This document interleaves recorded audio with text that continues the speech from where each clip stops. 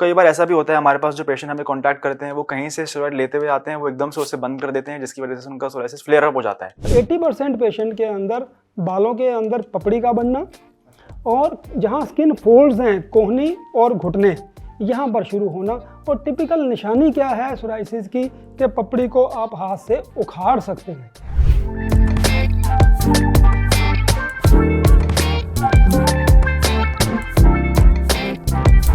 Hi everyone, कायाकल्प global के 4th podcast में आपका स्वागत है। आज इस पॉडकास्ट में हम लोग बात करने वाले हैं अर्ली स्टेजेस ऑफ सोराइसिस के बारे में। सोराइसिस क्या होता है, कैसे शुरू होता है, कहाँ से शुरू होता है, क्या ये अचानक से फैल सकता है, अचानक से बढ़ सकता है, क्या किसी को भी सोराइसिस हो सकता है, ये सारी बात आज हम इस पॉडकास्ट में करेंगे। मेरा नाम है डॉक्टर सम्यक धवन और मैं हूँ कंसल्टेंट कायाकल्प ग्लोबल पे, जहाँ हम पिछले 30 सालों से 2 लाख से भी अधिक सोराइसिस पेशेंट्स को ट्रीटमेंट दे चुके हैं और हमारा 93 से 95% सक्सेस रेट भी रहा है। तो चलिए मिलते हैं हमारे गेस्ट डॉक्टर शैलेंद्र धवन जी से। डॉक्टर शैलेंद्र धवन जी, कैसे हैं आप? नमस्कार, मैं डॉक्टर शैलेंद्र धवन, मैं इंचार्ज कायाकल्प ग्लोबल हॉस्पिटल। कायाकल्प ग्लोबल पिछले 30 सालों से 2 लाख से ज़्यादा पेशेंट सोराइसिस और विटिलिगो को कंसल्टेशन दे चुका है। कायाकल्प ग्लोबल दिल्ली एनसीआर में स्थित एक हॉस्पिटल है जिसमें कि जो पेशेंट आसपास रहते हैं वो विज़िट करके हमारे डॉक्टर्स से कांटेक्ट करते हैं, और जो लोग बहुत दूर रहते हैं, महाराष्ट्र, उड़ीसा, उस एरियाज़ में रहते हैं, वो अपना प्रोफाइल क्लिनिक पे भेजते हैं और हमारे डॉक्टर्स उनको कंसल्ट करके और उनका मेडिसिन ऑनलाइन भेजते हैं।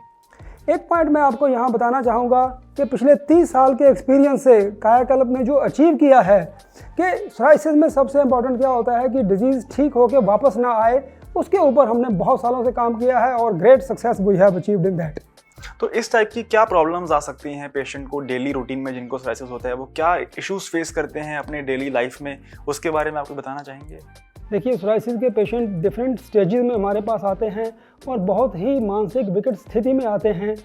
क्या हो रहा है कि बहुत सारे पेशेंट सोराइसिस की टाइप्स हैं। बहुत से पेशेंट हमारे पास स्कैल्प सोराइसिस के आते हैं, बॉडी उनका क्लीन होता है, लेकिन क्या हो रहा है कि डैंड्रफ उनके कपड़ों पे गिर रहा होता है। पार्टी पे जाते हैं, बहुत एम्ब्रेसिंग और शर्मनाक अपनी स्थिति में वो महसूस करते हैं अपने आप को। तो और दूसरी तरह के पेशेंट हमारे पास आते हैं जिनके कट लगे होते हैं, हाथ और पैरों पे कट लगे होते हैं। तो वो अपने डेली की जो डेली का उनका रूटीन होता है, कोई पेन से काम कर रहे हैं, कोई पकड़ना है, कोई किचन में काम कर रहा है, उन सब के अंदर उनको पेन होती है क्योंकि कट लग रहा होता है और वो ब्लीडिंग भी आ रही होती है। इवन कुछ पेशेंट्स जिनकी एडी से सोराइसिस शुरू होता है, पाल्मोप्लांटर सोराइसिस, वो जैसे ज़मीन पे पैर रखते हैं तो पेनफुल होता है। आधा घंटा वो पहले मॉइस्चराइज लगाते हैं कुछ प्रोडक्ट्स, फिर जाकर वो ठीक होते हैं। और बहुत से पेशेंट जिनके बॉडी के ऊपर सोराइसिस होता है, उनके लिए समाज में बहुत ही मुश्किलें पेश आती हैं। वो अपने रिलेटिव्स के घर नहीं जा पा रहे होते हैं, वो पूल के साथ बच्चों के साथ नहीं जा पा रहे होते हैं, कपड़े चेंज करते वक्त उनको शर्मिंदगी का महसूस हो रहा है। तो सोराइसिस बहुत ही मानसिक तनाव देने वाली डिजीज़। इसमें एक बात मैं ये भी ऐड करना चाहूँगा कि जिन लोगों को 3rd स्टेज सोराइसिस होता है या जॉइंट में इन्वॉल्वमेंट हो जाती है, तो वो मॉर्निंग स्टिफनेस का कंप्लेन करते हैं। जब वो सुबह उठते हैं तो उनके पीठ में दर्द रहता है, उनकी उंगलियों में दर्द रहता है, जो आई थिंक 20-30 मिनट सुबह उठ के उनको मॉर्निंग स्टिफनेस जिसे हम कहते हैं वो रहती है, और फिर वो एक्टिविटी करने पे धीरे धीरे कम हो जाता है। तो ये भी एक वो कंप्लेन उनका। डॉक्टर धवन, अब बात करते हैं इसमें, और अगर हमने जाना कि ये उनके रोज़मर्रा के जीवन में उनको इशूज़ आते हैं, अगर हम बात करें कि क्या सोराइसिस शुरू कहाँ से होता है पेशेंट्स में नॉर्मली? देखिए, सोराइसिस के जनरली जितने भी पेशेंट आते हैं उनकी अगर हम शुरुआत की बात करें तो 90% पेशेंट में विंटर्स के ऑनसेट से ये डिजीज़ शुरू होती है। और अगर हम लोकेशन की बात करें तो 80% पेशेंट के अंदर बालों के अंदर पपड़ी का बनना और जहाँ स्किन फोल्ड्स हैं कोहनी और घुटने, यहाँ पर शुरू होना। और टिपिकल निशानी क्या है सोराइसिस की कि पपड़ी को आप हाथ से उखाड़ सकते हैं।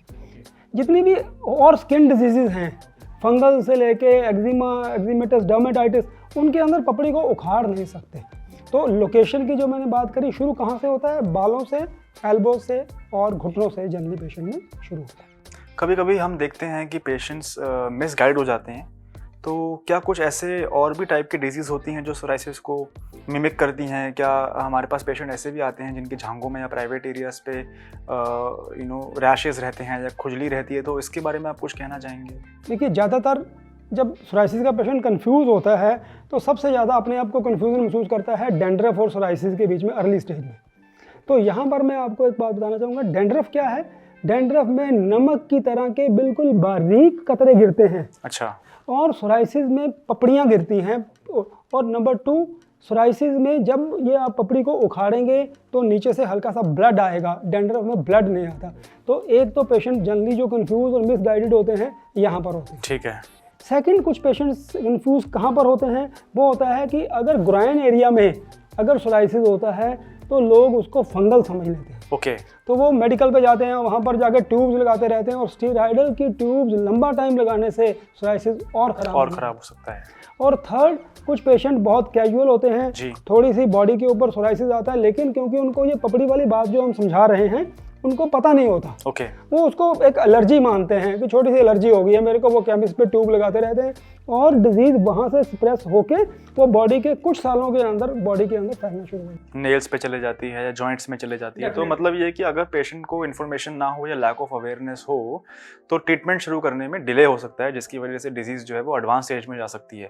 मिसडायग्नोज से जो पेशेंट हैं वो ख़राब होते हैं और पेशेंट की कैजुअल अप्रोच से भी पेशेंट ख़राब होते हैं। और जितना ज़्यादा डिजीज़ आगे बढ़ जाता है ट्रीटमेंट करना भी उतना ही आई थिंक चैलेंजिंग हो जाता है। Definitely. Thank you for the information doctor Dhawan. अब मैं आपसे ये पूछना चाहूँगा कि आपने तो बताया है कि ये सोराइसिस शुरू कहाँ से होता है। अब मैं आपसे जानना चाहूँगा कि सोराइसिस शुरू कब होता है, किन कंडीशंस में सोराइसिस देखने को ज़्यादा मिलता है, या पेशेंट्स में यूजुअली सोराइसिस कब शुरू होता है?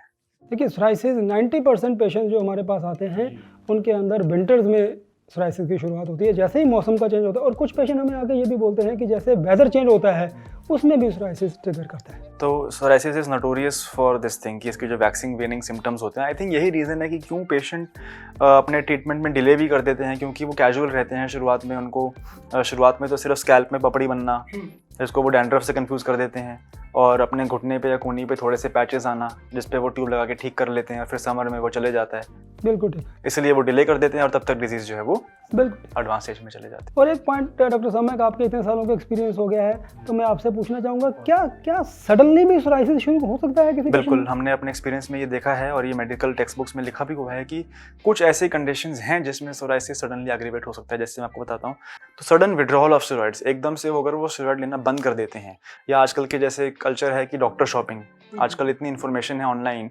और डॉक्टर्स के साथ पेशेंट जुड़ते हैं छोटे समय के लिए, उनको पसंद नहीं आता इलाज तो वो शिफ्ट कर लेते हैं बिना ये जाने कि आखिर पुराने डॉक्टर क्या ट्रीटमेंट दे रहे थे। तो कई बार ऐसा भी होता है हमारे पास, जो पेशेंट हमें कांटेक्ट करते हैं वो कहीं से स्टेरॉइड लेते हुए आते हैं, वो एकदम से उसे बंद कर देते हैं, जिसकी वजह से उनका सोराइसिस फ्लेयर अप हो जाता है।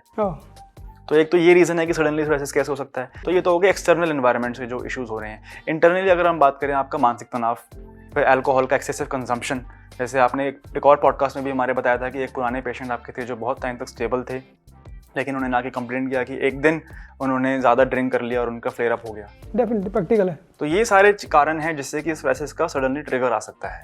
और एक और बहुत इंटरेस्टिंग है, काफ़ी पेशेंट कंप्लेंट करते हैं कि सर्दियों में जब उनका खांसी शुरू होती है या उनका बुखार होता है या उनका गला ख़राब होता है, तो उन्होंने नोट किया है कि 2 हफ्ते के बाद गला ख़राब होने के उनका सोराइसिस बढ़ जाता है। और ये it is scientifically proven, because Streptococcus एक बैक्टीरिया होता है जो गला ख़राब करता है हमारा सर्दियों में। और सोराइसिस के पेशेंट्स में इसी बैक्टीरिया के अगेंस्ट एंटीबॉडीज़ भी पाई गई हैं उनके खून में। तो स्ट्रेप्टोकोकस इन्फेक्शन से सोराइसिस ट्रिगर हो सकता है 10 से 12 दिनों के बाद। तो ये सारे कॉजेज़ हैं जिससे कि सोराइसिस सडनली भी एग्रीवेट हो सकता है। तो ये मिथ नहीं है, ये सच्चाई है कि सोराइसिस एकदम से बढ़ सकता है। जो आपने ये पॉइंट बोला ना, बहुत से पेशेंट, बच्चे भी हमारे पास ऐसे आते हैं कि सर्दियों में उनको बुखार आया और 2 हफ्ते 3 हफ्ते के बाद सोराइसिस जो बहुत माइल्ड सा था एकदम ट्रिगर हो गया। इनफैक्ट कुछ लोगों में जिसमें स्टेबल रहता है, ये ट्रिगर्स के बाद वो फ्लेयर अप हो जाता है। तो स्टेबल डिजीज भी बढ़ सकती है, मतलब इन सब ट्रिगर्स से। तो डॉक्टर धवन, इसी बात पे मुझे याद आता है कि आप थोड़ा बताएं हमें, अपने व्यूअर्स को भी बताएं, आपकी सोराइसिस के जो है रूट कॉज क्या है इसका।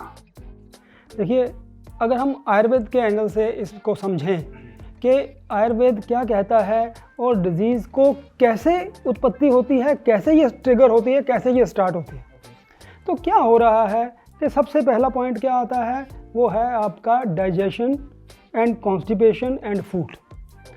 अगर आप जो खाना खा रहे हैं उसका डाइजेशन आपको ठीक तरह नहीं हो रहा तो आपके बॉडी के अंदर टॉक्सिन्स पैदा होते हैं और वो टॉक्सिन ही घूम के सोराइसिस को अटैक करके स्किन के ऊपर और उसको ट्रिगर कर रहे होते हैं।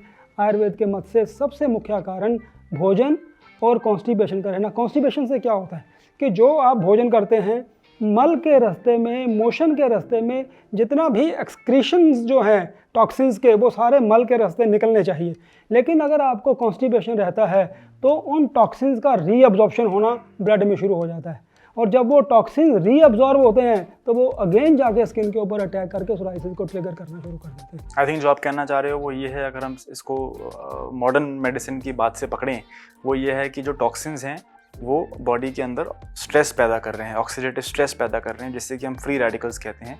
और यही चीज़ें जो हैं वो इन्फ्लेमेशन ला रही हैं शरीर में, और ये इन्फ्लेमेशन के जो रास्ते हैं ये बॉडी के अंदर स्किन सेल्स जो कि रेटिनोसाइट्स होते हैं हमारे, वहाँ पे जाके उनकी ग्रोथ को बढ़ा रहे हैं, जिसकी वजह से स्किन के बनने की रफ्तार तेज़ हो गई और पपड़ी बन रही है, जिसको हम सोराइसिस कहते हैं।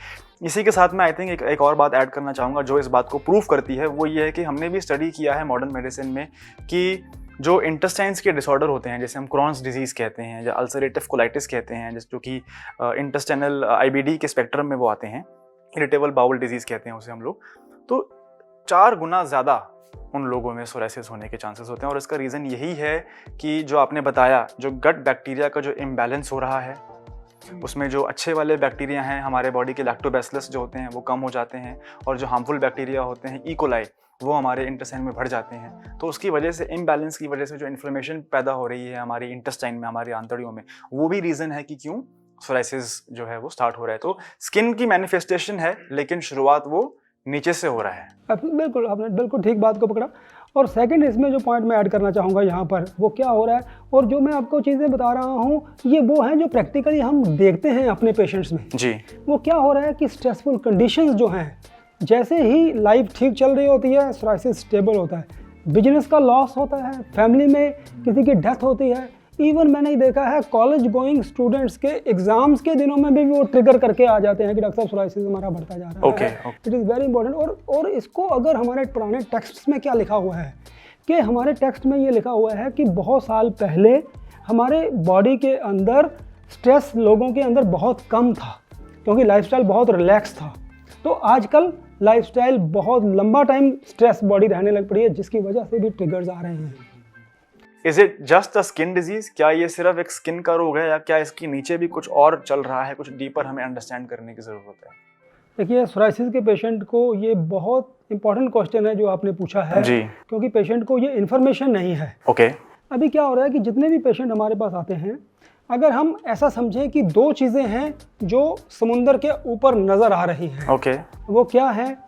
पपड़ी का बनना और जॉइंट का पेन होना। ओके। ये 2 चीज़ें ऐसी हैं जो सोराइसिस के पेशेंट सिम्टम्स लेके हमारे पास आते हैं कि डॉक्टर साहब पपड़ी बनी हुई है, कुछ पेशेंट लेके आते हैं कि जॉइंट पेन आते हैं। ओके। मैं आपके दर्शकों को आज इस पॉडकास्ट के माध्यम से ये बताना चाहता हूँ कि समुंदर के ऊपर ये 2 चीज़ें हैं, लेकिन इसके नीचे क्या है? इसके नीचे है कार्डियक डिजीज़ का होना, इसके नीचे है डायबिटीज़ का होना, इसके नीचे है हाइपरटेंशन का होना, इसके नीचे है digestion related inflammatory bowel disease का होना।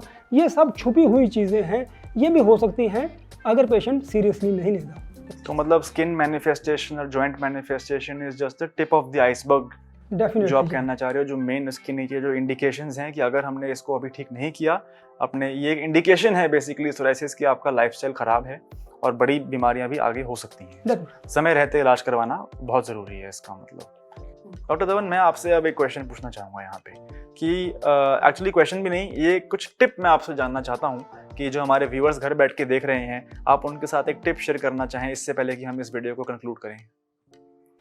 एक टिप मैं अपने दर्शकों को देना चाहता हूँ कि हमें इतने सालों का एक्सपीरियंस हो गया है और पेशेंट हमारे से पूछते हैं कि डॉक्टर साहब हमारे को सोराइसिस है, तो हम किस चीज़ से नहाएं, ऐसी क्या चीज़ का प्रयोग करें जिससे हमारी स्केल्स जल्दी हट जाएं, स्किन में लुब्रिकेट रहे। तो आज आपको मैं एक होम रेमेडी बताना चाहूँगा जो बहुत सिंपल है। आप क्या करें, 100 ग्राम मूंग की दाल लें और उसमें 100 ग्राम बेसन मिक्स करके मिक्सी में दाल को पीस के उसके अंदर बेसन मिक्स कर लें, तो वो एक आपका लेप बन जाएगा। उसको डिब्बे में डाल के बाथरूम में रखें। जब भी आपने नहाना है तो 5 मिनट के लिए उसको फुल बॉडी, या अगर आपके प्लेट्स जहाँ जहाँ स्केल्स वाला है उन एरिया में अगर फुल बॉडी है तो फुल बॉडी पे उसको लगा के 5 मिनट आप रखें, तो उसके अंदर का मॉइस्चर आपकी बॉडी के अंदर चला जाएगा और फिर जब आप नहाएंगे तो आपकी बॉडी बहुत रिलैक्स रहेगी। तो ये एक बहुत सिंपल टिप है जो पेशेंट के लिए जो घर पे लोग कर सकते हैं, जो हमारे आम किचन में मिल जाएगी, जिससे कि उनको बेनिफिट होगा। एक आई थिंक आपने पिछली वीडियो में कोकोनट ऑयल के बारे में भी बताया था, तो मैं अपने व्यूअर्स से ये कहना चाहूँगा कि हम बहुत सारे ऐसे पॉडकास्ट लेके आ रहे हैं। ये दुनिया का पहला ऐसा पॉडकास्ट है जहाँ पे एक आयुर्वेदिक डॉक्टर, आयुर्वेदिक एक्सपर्ट और एक मॉडर्न मेडिसिन डॉक्टर मिलके सोराइसिस और सफ़ेद दाग के ऊपर बात कर रहे हैं। जैसे कि मैंने बताया, सर ने अपने एक और पॉडकास्ट में, जिसका लिंक मैं डिस्क्रिप्शन में दे दूंगा, कोकोनट ऑयल के बारे में टिप्स दिए थे, और टिप्स दिए थे कि सोराइसिस किस टाइप का होता है, कहाँ कहाँ मिल सकता है, एंड मोर इम्पोर्टेंटली डाइट क्या लेनी चाहिए सोराइसिस में। इस वाले पॉडकास्ट को आप बिल्कुल चेक कीजिएगा, ये हमारे डिस्क्रिप्शन बॉक्स में आपको मिल जाएगा। And don't forget to ask a question, जो हम अपने अगले पॉडकास्ट में सर आपसे पूछेंगे। हमारे बहुत सारे व्यूअर्स क्वेश्चन पूछते हैं हर बार। एंड अगर आपको ये वीडियो पसंद आ रही है तो प्लीज़ इसको लाइक कीजिए, आप इस वीडियो को शेयर कीजिए। हो सकता है कोई आपका फ्रेंड हो, रिलेटिव हो जिसको सोराइसिस हो, उसको ये इन्फॉर्मेशन अगर मिले तो हेल्प हो। एंड ऑफ कोर्स इस चैनल को प्लीज़ आप सब्सक्राइब कीजिए। आप काया क्लब ग्लोबल के चैनल पे जाके बहुत सारी ऐसी वीडियोस देख सकते हैं जहाँ पे हमने बहुत सारी इन्फॉर्मेशन शेयर की है, पेशेंट के रिजल्ट्स शेयर किए हैं, real results, real testimonial, real patient feedback आप देख सकते हैं वहाँ पे। तो ये थी आज का podcast, stages and types of psoriasis. Thank you.